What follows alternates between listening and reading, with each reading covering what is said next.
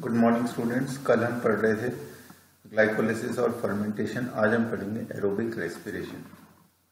Aerobic respiration का मतलब है कि अगर ऑक्सीजन प्रेजेंट होती है तो उसके बाद पिरुविक एसिड का क्या होता है। ठीक है, अगर एब्सेंट थी तो कल हमने देख लिया था कि फर्मेंटेशन होता है। आज अगर प्रेजेंट होगी तो क्या होता है, एरोबिक रेस्पिरेशन। अगर एरोबिक रेस्पिरेशन होगा यानी कि ऑक्सीजन प्रेजेंट होगी, तो एयर प्रेजेंट होती है तो ऑक्सीजन भी प्रेजेंट होती है, तो पिरुविक एसिड का या पिरुवेट का जो कंप्लीट ब्रेकडाउन है CO2 में वो होगा। ठीक है, और उसके लिए देखो एक इक्वेशन लाइन लिखिए, complete oxidation of pyruvate by stepwise removal of all the hydrogen atoms leaving 3 molecules of CO2। Complete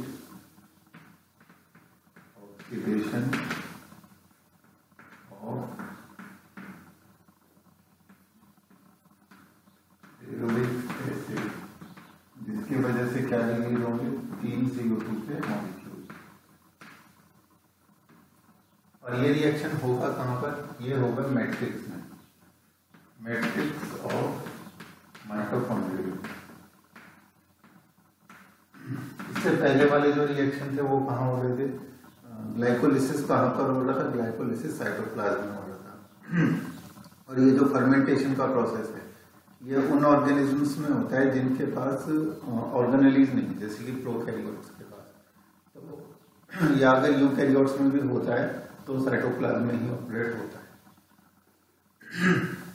इसके बाद आगे अगला जो रिएक्शन बताया उन्होंने वो है passing of the electrons removed as part of the atoms to molecular oxygen.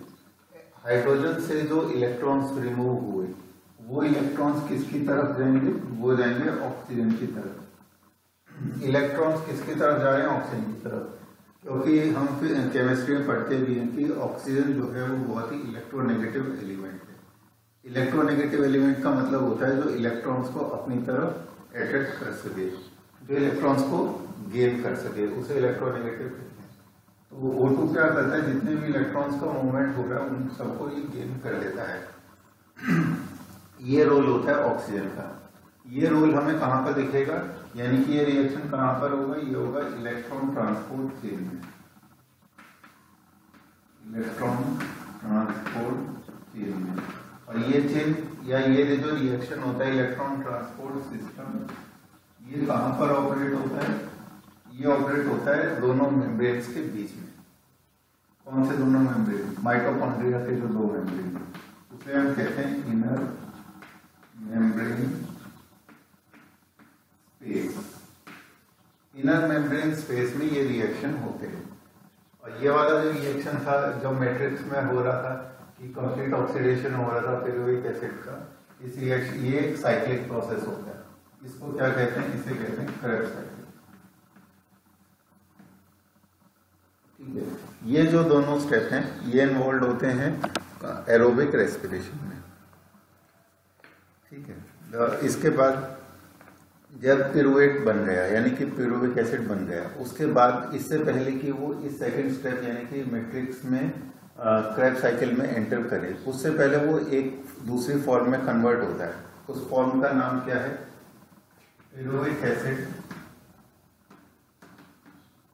पिरुविक acid converts into acetyl coenzyme ए।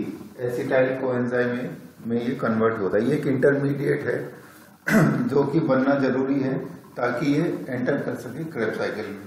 इससे पहले पिरुविक एसिड में क्या क्या चीजें एंटर होती है, coenzyme A plus NAD plus, और इससे बनता क्या है, acetyl coenzyme plus NADH CO2 NADH plus H plus,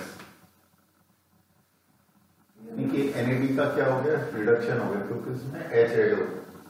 CO2 वहां पर रिलीज हो गई। इसका मतलब ये रिएक्शन किस तरह का है, ये डीकार्बोक्सिलेशन रिएक्शन है। और इसको ऑक्सीडेटिव डीकार्बोक्सिलेशन भी कहते हैं क्योंकि इसमें ऑक्सीजन भी इन्वॉल्व है। अब यहाँ पर जो एंजाइम इन्वॉल्व होता है उसे क्या कहते हैं, पिरुविक डिहाइड्रोजिनेज, पिरुविक डिहाइड्रोजिनेज। और Mg2+ नाम का जो एलिमेंट है वो इसका क्या होता है, कैटेलिस्ट होता है। तो ये जो रिएक्शन है ये एक तरह से स्टार्टिंग रिएक्शन है किसके लिए, क्रेब्स साइकिल के लिए। तो पिरुविक एसिड के कितने मॉलिक्यूल बने थे, अगर तुम्हें याद हो ग्लाइकोलिसिस में, एक ग्लूकोज का मॉलिक्यूल से 2 पिरुविक एसिड के मॉलिक्यूल बने थे, क्योंकि पिरुविक एसिड के कैसा होता है, 3 कार्बन होता है, ठीक है। तो अगर ये 2 है तो एसिटाइल कोएंजाइम में भी कितने बनेंगे, 2 बनेंगे। तो ये वाली जो इक्वेशन है वो हमें यही समझाती है, ये जो रिएक्शन था ये डुप्लीकेशन में हो रहा है। अब इस प्रोसेस के बाद जो एसिटाइल कोएंजाइम है ए है, ये जो बना है इसका प्रोडक्ट, ये एंटर करता है नेक्स्ट स्टेप में जो है क्रेब्स साइकिल, ठीक है। अब ये एंटर करता है क्रेब्स साइकिल। अब अगर तुम लोग मुझसे पूछो कि ये रिएक्शन होता कहाँ पर है, तो ये रिएक्शन होता है माइटोकॉन्ड्रिया के मैट्रिक्स में। मैट्रिक्स में सपोज करो ये सेल था और ये है माइटोकॉन्ड्रिया, ये माइटोकॉन्ड्रिया का इनर मेम्ब्रेन। तो इस साइटोप्लाज्म के अंदर क्या हो रहा था, इसके अंदर हो रहा था ग्लाइकोलिसिस। ग्लाइकोलिसिस से क्या बना, पिरुविक एसिड। पिरुविक एसिड ट्रांसफर हो गया इस मैट्रिक्स के अंदर आकर ये पहला रिएक्शन हुआ जिसमें एसिटाइल कोएंजाइम नहीं बना। अब एसिटाइल कोएंजाइम में एंटर करेगा एक साइक्लिक प्रोसेस में इसी मैट्रिक्स के अंदर, जिसका नाम है क्रेब्स साइकिल। क्रेब्स साइकिल का दूसरा नाम है टीसीए साइकिल। टीसीए साइकिल, और इस टीसीए साइकिल की फुल फॉर्म है try carboxylic acid cycle. Carboxylic acid cycle. इसके जो डिस्कवरर थे हेंस क्रेब्स, उनके नाम पर इसका नाम क्रेब्स साइकिल भी है, क्रेब्स साइकिल। इसके डिस्कवरर के नाम पर इसका नाम क्रेब्स साइकिल है। अब देखो क्या लिखा, TCA cycle starts with condensation of acetyl coenzyme with oxaloacetic acid and water to yield citric acid. अब इसको समझने के लिए हमें पेज पलटना पड़ेगा। अब ये हमने पलट दिया पेज। अब ये देखो साइक्लिक प्रोसेस यहाँ पर बनाया हुआ है, इसको मैं एक बार ड्रॉ कर देता हूँ, फिर समझते हैं। जैसे जैसे मैं बनाते जाऊंगा वैसे वैसे मैं एक्सप्लेन भी करते जाऊंगा। अपनी बुक में सब लोग देखें, सबसे ऊपर क्या लिखा है, पिरुवेट। पिरुवेट जो था ये किसमें बना था, ग्लाइकोलिसिस में। कितने कार्बन का था ये, 3 कार्बन का। इस 3 कार्बन वाले ने इस रिएक्शन में पार्टिसिपेट किया, जिसकी वजह से बना acetyl coenzyme A. Acetyl coenzyme ए तब बना है जब एक कार्बन रिमूव हो गया। तो इसका मतलब ये कितने कार्बन का है, ये 2 कार्बन का है। ये निकल रही है यहां से CO2। अब ये जो एसिटाइल कोएंजाइम ए है ये साइक्लिक प्रोसेस में एंटर करता है। इधर से आने वाला जो मॉलिक्यूल है उसका नाम है oxalo acetic acid. Oxalo acetic acid कितने कार्बन का है, 4 कार्बन का। अब ये 4 कार्बन और ये 2 कार्बन मिलके क्या बन गए, 6 कार्बन। ये है सिट्रिक एसिड, 6 कार्बन। तो अगर कोई हमसे पूछे कि इसमें पहला जो स्टेबल प्रोडक्ट बनता है उसमें कितने कार्बन होते हैं, उसका क्या नाम होता है, उसका नाम है सिट्रिक एसिड, और वो 6 कार्बन का है। अब इस सिट्रिक एसिड से एक CO2 बाहर निकल जाएगा, यानी कि यहाँ पर क्या हो रहा है, यहाँ पर डीकार्बोक्सिलेशन हो रहा है। इसके अलावा यहाँ पर एक NADH भी प्रोड्यूस होता है, NADH प्रोड्यूस होता है। इसके सिट्रिक एसिड से फिर आगे क्या बनेगा, alpha keto glutaric acid. Alpha keto glutaric acid. Alpha keto glutaric acid जब 6 में से एक कार्बन हट जाएगा तो यह होगा 5 कार्बन का। अब अल्फा कीटो ग्लूटेरिक एसिड से फिर एक कार्बन रिमूव हो गया, फिर एक NADH बनेगा और फिर एक GTP बनेगा। तो फिर क्या बनेगा, सक्सिनिक एसिड। Succinic acid. और इस प्रोसेस में हुआ क्या क्या, एक CO2 रिमूव हुआ, एक NADH बना, ठीक है। और इसके अलावा यहाँ बना एक जीटीपी, जीडीपी से बन गया यहाँ पर जीटीपी। इसके बाद अब देखो 5 कार्बन था, ये 5 में से 1 रिमूव हो गया ये, तो ये बन गया 4 कार्बन का molecule succinic acid. Succinic acid से बनेगा मैलिक एसिड।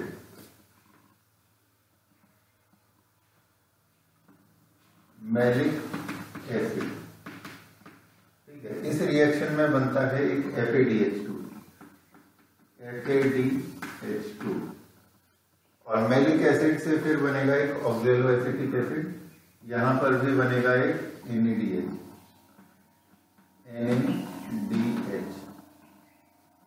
कई बुक्स में क्या किया उन्होंने कि NADH प्लस H प्लस जो है, NADH प्लस H प्लस, इसको इन्होंने लिख दिया है NADH2। तो NADH प्लस H प्लस मतलब NADH2 होता है। अब ये वाली जो इक्वेशन है, इस इक्वेशन में अगर तुम लोग देखोगे तो जो जो चीजें बन रही हैं वो मैं तुम्हें एक बार समरी के तौर पे बताता हूँ। ये सामने ही है, देखो 3 पॉइंट ऐसे जहां पर NADH बन रहे हैं,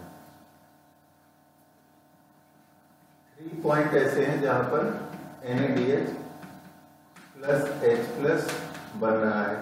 कौन कौन से? एक ये रहा और एक ये रहा, 3 हो गए। इसके अलावा CO2 कितनी जगह पर रिलीज हो रही है? 1 और 2 जगह पर CO2 रिलीज हो रही है। इसके बाद CO2 आ गई। अब आते हैं GTP पर। GTP कितनी जगह पर बन रहा है? 1 जगह पर। FADH2 कितनी जगह पर बन रहा है? 1 जगह पर। इसके अलावा कुछ बन रहा है क्या? नहीं, इसके अलावा कुछ नहीं बन रहा। तो ये जो प्रोडक्ट्स हैं वो क्या हुए हमारे इस रिएक्शन से बने हैं। अब हमें ये देखना है कि इन सारे प्रोडक्ट्स की सिग्निफिकेंस क्या है। अब तुमने क्या देखा कि सबसे पहले 4 कार्बन वाले से 2 कार्बन वाला बना, है ना। अब ये जो 2 कार्बन इस प्रोसेस में ऐड हुई है इस साइकिल में, वो एक एक कार्बन करके दोनों बार निकल गई। तो परिणाम क्या हुआ? फिर से वही 4 कार्बन वाला, है ना। और वो 4 कार्बन वाला रीअरेंज होकर ऑक्सैलो एसिटिक एसिड फिर से बन गया, फिर से उसमें 2 कार्बन वाले से जुड़ गया, और ये प्रोसेस कंटिन्यू होता रहता है। ये मैलिक एसिड भी है 4 कार्बन वाला, ठीक है। तो ये सारी बातें हमें याद रखनी है। अब तुम कहोगे कि सर इसमें तो ATP बनना था, लेकिन ATP नहीं बना, इसमें तो GTP बना है ना। इसमें कार्बन डाइऑक्साइड बन गई, चलो रेस्पिरेशन पूरा हो गया, लेकिन ना तो इसमें ऑक्सीजन कहीं इन्वॉल्व हुई, ठीक है। और ये जो NADH बने और FADH2 बने, इनका क्या होगा? तो इसका आंसर ये है कि जो 3rd स्टेप है जिसका नाम इलेक्ट्रॉन ट्रांसपोर्ट सिस्टम है, वहां पर ये NADH और FADH2 रोल प्ले करते हैं। ये NADH और FADH2 होते क्या है? निकोटिनामाइड एडेनिन डाइन्यूक्लियोटाइड, ठीक है। NADH का मतलब तो ये है, और FADH2 का मतलब क्या है? Flavin adenine dinucleotide. उसी तरह से निकोटिनामाइड एडेनिन डाइन्यूक्लियोटाइड। तो ये क्या है? असल में इलेक्ट्रॉन कैरियर्स हैं, इलेक्ट्रॉन को कैरी करने वाले मॉलिक्यूल्स हैं। ये इलेक्ट्रॉन्स को कहाँ लेके जाएंगे? इलेक्ट्रॉन ट्रांसपोर्ट सिस्टम में। इलेक्ट्रॉन ट्रांसपोर्ट सिस्टम क्या होता है वो हम इसके इमीडिएटली बाद समझेंगे। अभी हम इसको इसकी कैलकुलेशन एक बार फिर से देख लेते हैं।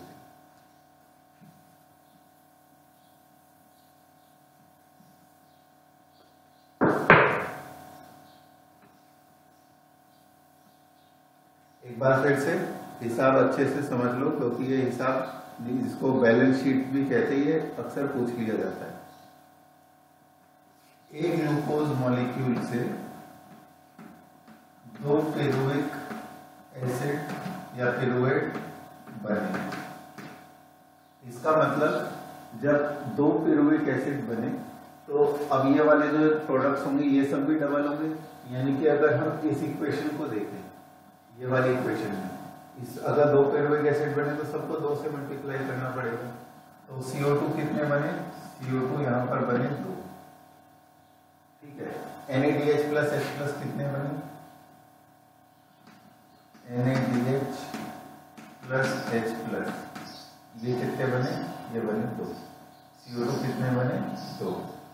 ठीक है, अब आते हैं इस साइक्लिक वाले प्रोसेस में। साइक्लिक वाले प्रोसेस में अब चूंकि एसिटाइल कोएंजाइम में हमने कहा कि जब ये 2 थे तो ये भी 2 बनेंगे, तो ये भी 2 बनेंगे, यानी कि साइकिल की सारी चीजें भी 2-2 बनेंगी। ठीक है, तो सिट्रिक एसिड भी 2, CO2 भी 2, ये CO2 भी 2, तो 2 CO2 ये है और 2 CO2 ये है, कितने CO2 हो गए? 4 CO2 का साइकिल। अब आते हैं NADH में। NADH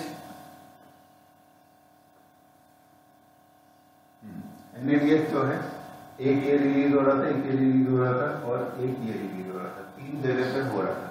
लेकिन साइकिल कितनी जगह ऑपरेट हो रही है? साइकिल 2 बार ऑपरेट हो रही है, क्योंकि ये 2 बार चलती है। तो 3 × 2 6 NADH हो गए। अब और क्या प्रोडक्ट इसमें बन रहा है? और बन रहा है इसमें GTP। साइकिल 2 बार चलेगी तो GTP भी 2 बनेंगे। ये हो गया GTP का हिसाब। अब आते हैं FADH2 पर। FADH2 एक जगह रिलीज हो रहा है, लेकिन साइकिल अगर 2 बार चलेगी तो 2 बार बनेगा। तो FADH2 की संख्या हो गई हमारी 2। तो ये है हमारा लेखा जोखा अभी तक का। ठीक है, अब यहाँ पर ये देखो कि अभी तक हमने क्या देखा?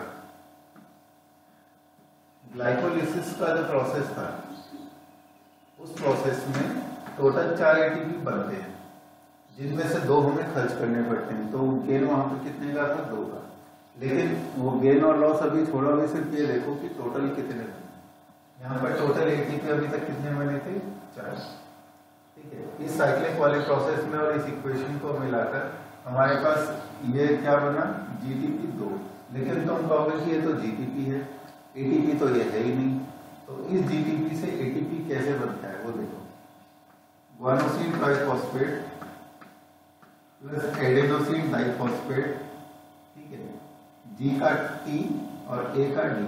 इक्वेशन के आगे क्या हम क्या लिखेंगे? Adenosine triphosphate plus guanosine diphosphate. ठीक है, इसका एक फॉस्फेट किधर चला गया? इधर चला गया, तो ये क्या बन गया? ट्राई। ठीक है, और वो क्या रहेगा? डाई। इस तरह से क्या हो रहा है? फॉस्फेट का ट्रांसफर होता है। तो इस तरह से यहाँ पर जो GTP बना, उससे जो ऑर्गेनिज्म है वो क्या बना लेता है? वो ATP बना लेता है। इस प्रोसेस को क्या कहते हैं? इस प्रोसेस को कहते हैं सबस्ट्रेट लेवल फॉस्फोरिलेशन।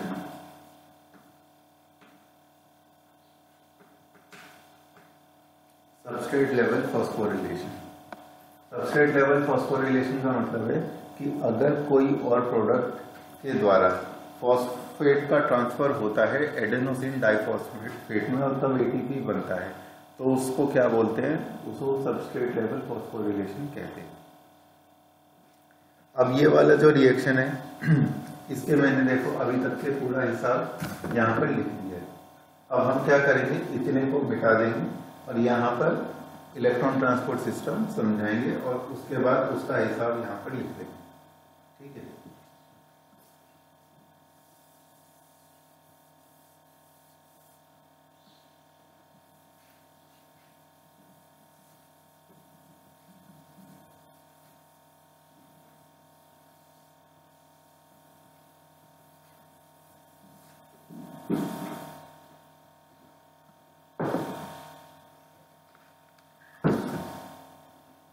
पहले तो ये देखते हैं कि इलेक्ट्रॉन ट्रांसपोर्ट सिस्टम होता क्या है और ये कहाँ पर ऑपरेट होता है।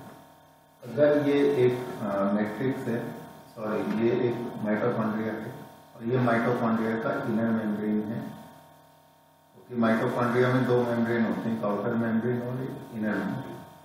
ठीक है, तो ये जो इनर मेम्ब्रेन है, अगर इसको बड़ा करके देखें तो ये कुछ इस तरह से बड़ा करके दिखेगा। ये एक जो सिंगल स्ट्रक्चर है इसको क्या कहते हैं? इसको कहते हैं क्रिस्टी। ये जो फिंगर लाइक स्ट्रक्चर होता है ना, ये दूसरा क्रिस्टी। और इधर क्या है? इधर मैट्रिक्स है। ये मेम्ब्रेन भी किसी और मेम्ब्रेन की तरह मेम्ब्रेन भी है। इसका मतलब ये है कि इस मेम्ब्रेन में भी प्रोटीन्स होंगे, transmembrane proteins, integral proteins, surface यानी कि पेरिफेरल प्रोटीन। तो सपोज करो कि यहाँ पर कुछ प्रोटीन्स है, ठीक है, मेम्ब्रेन में प्रोटीन्स है। अब ये जो प्रोटीन्स होते हैं इनका काम ये होता है कि मैट्रिक्स से आने वाले जो इलेक्ट्रॉन कैरियर्स हैं, क्योंकि मैट्रिक्स में क्या हो रहा है, क्रेब्स साइकिल ऑपरेट हो रही है। क्रेब्स साइकिल ऑपरेट हो रही है मतलब NADH2 और FADH2 बन रहे हैं। तो मैट्रिक्स के साइड में क्या बन रहा है, NADH2 और FADH2 ये बन रहे हैं। ये इलेक्ट्रॉन्स को लेके आते हैं, यानी इलेक्ट्रॉन कैरियर्स होते हैं। ये प्रोटीन्स के थ्रू एंटर करते हैं किसमें, इस इलेक्ट्रॉन ट्रांसपोर्ट सिस्टम में, जो असल में और कुछ नहीं, ये प्रोटीन्स का एक नेटवर्क है। ठीक है, तो प्रोटीन्स के अंदर वाले मेम्ब्रेन में मौजूद नेटवर्क को हम क्या कहते हैं, इलेक्ट्रॉन ट्रांसपोर्ट सिस्टम। ये इधर से इलेक्ट्रॉन कैरियर से इलेक्ट्रॉन ले लेते हैं और इलेक्ट्रॉन्स का फ्लो इन सारे प्रोटीन्स में होता है। और फिर तुम कहोगे कि आखिर में सारे इलेक्ट्रॉन्स जाते कहाँ हैं। आखिर वाला जो प्रोटीन होता है उसके पास ऑक्सीजन होता है, जो कि एक हाईली इलेक्ट्रोनेगेटिव एलिमेंट है। वो इलेक्ट्रोनेगेटिव एलिमेंट यानी O2 सारे इलेक्ट्रॉन्स को एब्जॉर्ब कर लेता है, जिसकी वजह से वहां क्या बनता है, H2O। ठीक है, क्योंकि रेस्पिरेशन का एक प्रोडक्ट H2O भी है। तो इससे दो बातें साबित हो गई कि O2 का इस सारे प्रोसेस में रोल क्या है, वो क्लियर हो गया कि वो सारे इलेक्ट्रॉन्स को एक्सेप्ट करने का, यानी कि अपनी तरफ पुल करने का काम करता है। तो सारे इलेक्ट्रॉन का जो ये मूवमेंट है उसको गाइड करने वाला एक हाईली इलेक्ट्रोनेगेटिव एलिमेंट O2 है। अगर O2 ना हो तो ऑक्सीजन के जो इलेक्ट्रॉन का जो मूवमेंट है वो होगा कैसे, और H2O बनेगा कैसे। ठीक है, तो वाटर का बनना भी जरूरी है। तो अब मैंने ये समझा दिया कि इलेक्ट्रॉन ट्रांसपोर्ट सिस्टम होता कहाँ पर है और ये है क्या। मतलब ये प्रोटीन्स का एक कॉम्प्लेक्स है, अलग अलग प्रोटीन्स का कॉम्प्लेक्स है जो इलेक्ट्रॉन्स का फ्लो जिनमें होता है। चलो अब हम बढ़ते हैं आगे।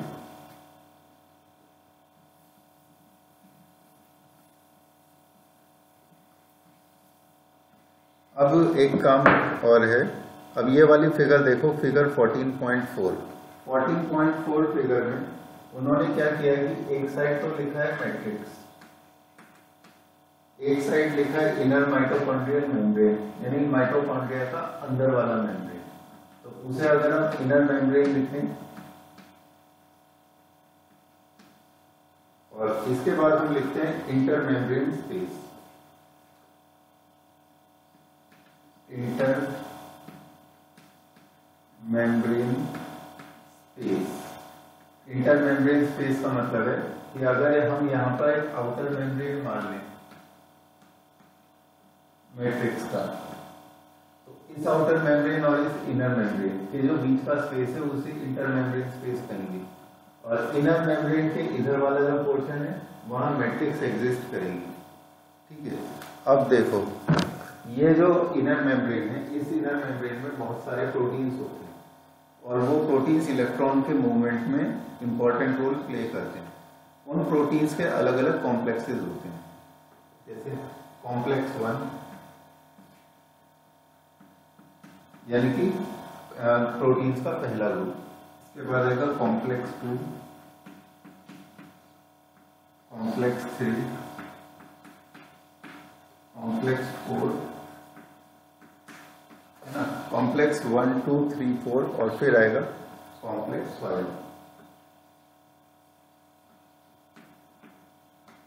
ये अलग अलग कॉम्प्लेक्सेस हैं। अब इन कॉम्प्लेक्स में कौन कौन से प्रोटीन्स इन्वॉल्व होते हैं इनके मैं नाम लिख देता हूं, वो तुम लोग भी नोट कर लेना। देखो पहला वाला का नाम है NADH डिहाइड्रोजिनेज। पहले कॉम्प्लेक्स में जो प्रोटीन है उसका नाम है NADH डिहाइड्रोजिनेज। इसके बाद दूसरे कॉम्प्लेक्स में है यूबीक्विनोन।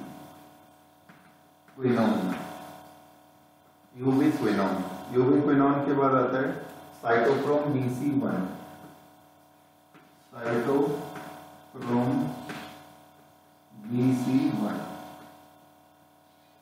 इसके बाद आता है साइटोक्रोम AA3, साइटोक्रोम AA3 और सबसे एंड में आता है ATP सिंथेटेज, ATP सिंथेटेज। तो ये जो 5 प्रोटीन्स का कॉम्प्लेक्स होता है ये सीक्वेंशियली इनर मेम्ब्रेन में प्रेजेंट होता है। ये क्या कर रहे हैं, मैट्रिक्स से आने वाले इलेक्ट्रॉन कैरियर्स जैसे कि NADH और FADH2 से इलेक्ट्रॉन्स को एक्सेप्ट कर रहे हैं। वो इन्हें इलेक्ट्रॉन्स दे देते हैं, है ना। उन्हें इलेक्ट्रॉन्स देने के बाद वो खुद ऑक्सीडाइज हो जाते हैं और फिर से अपनी इनिशियल जगह पर पहुंच जाते हैं। यानी कि उनका काम खाली इलेक्ट्रॉन्स को लाने और ले जाने का है, वो खुद रिएक्शन में पार्टिसिपेट नहीं करते।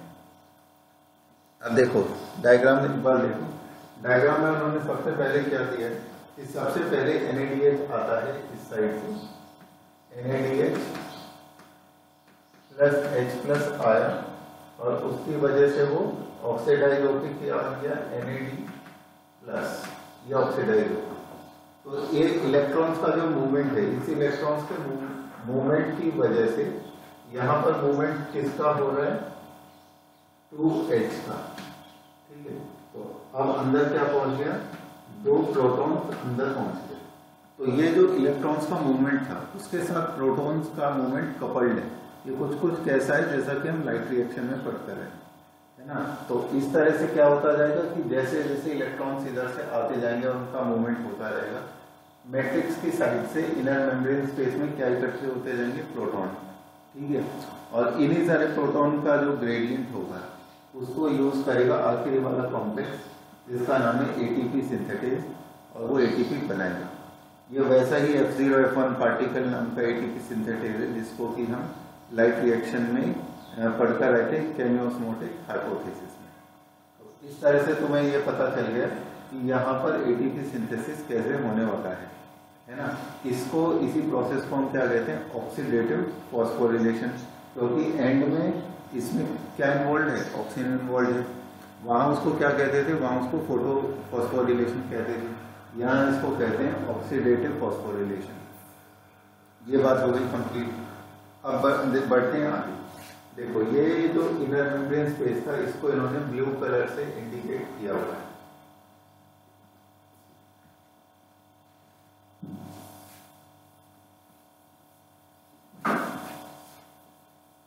इसको इन्होंने ब्लू कलर से इंडिकेट किया है ना, और यहाँ पर इन्होंने लिखा है FMN, तो इस प्रोटीन का नाम है फ्लेविन मोनोन्यूक्लियोटाइड। ये फ्लेविन मोनोन्यूक्लियोटाइड नाम का जो प्रोटीन है ये NADH डिहाइड्रोजिनेज की तरह काम करता है। NADH डिहाइड्रोजिनेज यानी कि NAD जो है उससे क्या ले रहा है, उससे H को रिमूव कर दे रहा है और H इधर आ रहा है। इसके बाद 2 इलेक्ट्रॉन्स जो अंदर आए थे वो किसके पास जाते हैं, FeS के पास जाते हैं, यानी कि आयरन सल्फाइड के पास इलेक्ट्रॉन्स का मूवमेंट हो रहा है, ठीक है। FeS ये भी एक प्रोटीन है। इसके बाद ये किसके पास गए, यूबिक्विनोन के पास गए। लेकिन इस वाले स्टेप में, ये जो सेकंड स्टेप है जहां पर इन्होंने लिखा है 2H+, यहाँ पर ये मूवमेंट क्यों हो रहा है, क्योंकि यहाँ पर अंदर एंटर करता है FADH2 और FADH2 से जो H है वो अंदर की तरफ मूव कर रहे थे। देख रहे हो, FADH2 से FAD बन गया, तो इसका मतलब 2H कहाँ गए, वो अंदर गए। ये 2H+ अंदर जा रहा है। जिनकी बुक्स में इस वाली जगह पर FADH2 नहीं लिखा हुआ है वो लिख लें, ठीक है। तो यूबिक्विनोन के पास जो 2H+ अंदर आए, यहाँ पर FADH2 एंटर करता है और जिसकी वजह से क्या बन जाता है, UQH2, और ये 2H+ कहाँ आ जाएंगे, इधर आ जाएंगे। इसके बाद इलेक्ट्रॉन की मूवमेंट किसके पास जाएगी, साइटोक्रोम B के पास, फिर जाएगी FeS के पास, फिर जाएगी फिर से एक बार यूबिक्विनोन के पास, इसके बाद UQH2 यानी कि यूबिक्विनोन हाइड्रोक्साइड, इसके बाद साइटोक्रोम C1, फिर उसके बाद cytochrome A83, cytochrome A83, cytochrome C से होते हुए साइटोक्रोम A83। तो मूवमेंट इलेक्ट्रॉन्स की कैसे हो रही है, सबसे पहले FMN, FeS, UQ, UQH2, cytochrome B, FeS, UQ, UQH2, cytochrome C1, cytochrome C, cytochrome A83। तो ये अलग अलग प्रोटीन से होते हुए जो इलेक्ट्रॉन्स हैं वो अल्टीमेटली किसके पास जाते हैं, वो अल्टीमेटली जाते हैं यहाँ पर मौजूद ऑक्सीजन के पास। ऑक्सीजन इन सारी इलेक्ट्रॉन को एब्जॉर्ब कर लेती है। देखो यहाँ क्या लिखा है, हाफ O2 यानी कि सिंगल O और 2H+, ये इलेक्ट्रॉन्स को एब्जॉर्ब कर लेते हैं, जिसकी वजह से यहाँ बनता है H2O एंड। ठीक है, तो एंड में H2O इस तरह से बनता है और इन इलेक्ट्रॉन्स को पुल करने का काम कौन कर रहा है, ऑक्सीजन करता है। तो ये वाला जो रिएक्शन है जिसमें इलेक्ट्रॉन्स अलग अलग प्रोटीन्स के चैनल से होते हुए अल्टीमेटली ऑक्सीजन के द्वारा एब्जॉर्ब कर लिए जाते हैं, इसको इलेक्ट्रॉन ट्रांसपोर्ट सिस्टम कहते हैं। ठीक है, अब देखो इसमें महत्वपूर्ण बात क्या है।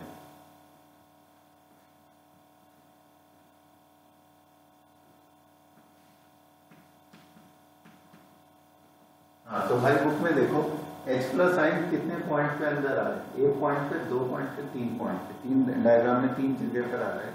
तो इसका मतलब क्या है कि अगर NADH के पॉइंट ऑफ व्यू से देखें तो जब वो एंटर होता है इलेक्ट्रॉन्स को लेके, तो कितने पॉइंट पे H+ अंदर आते हैं, 3 पॉइंट पे अंदर आते हैं।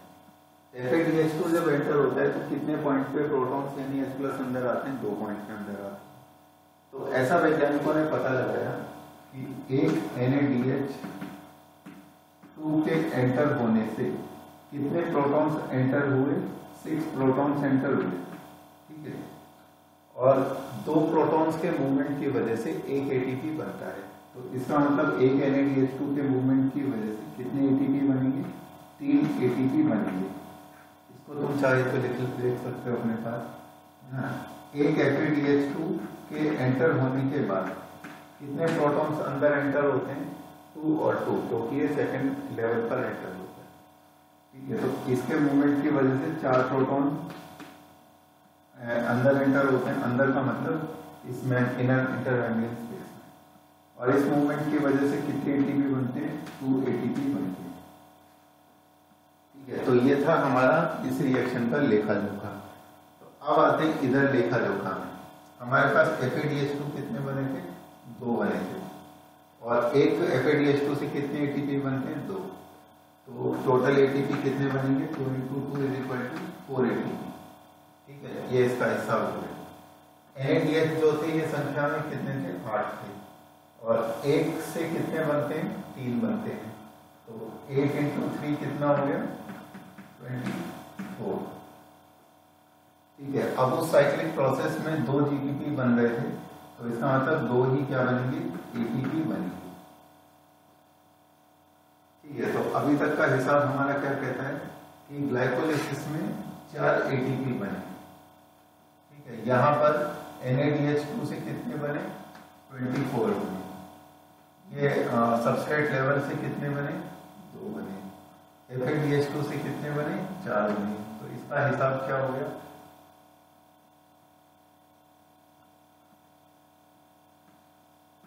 कितना हो जाएगी,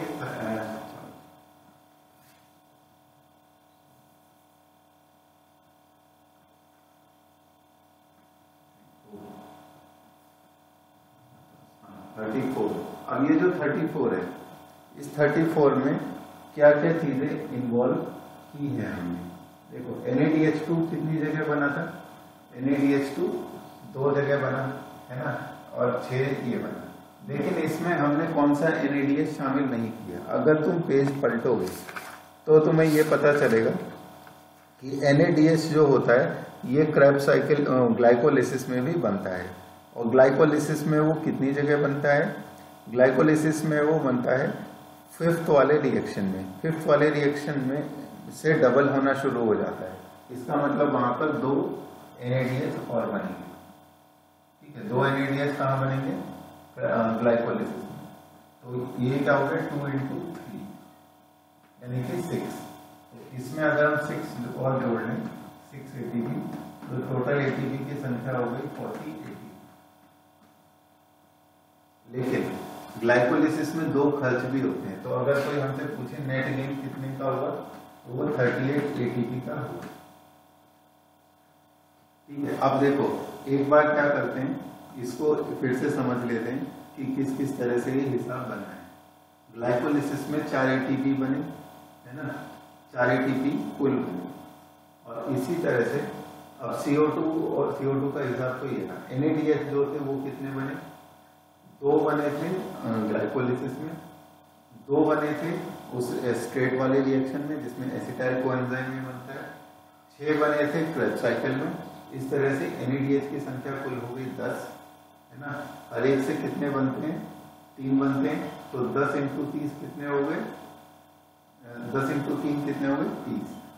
NADH की वजह से बनने वाले ATP की संख्या हो गई 30,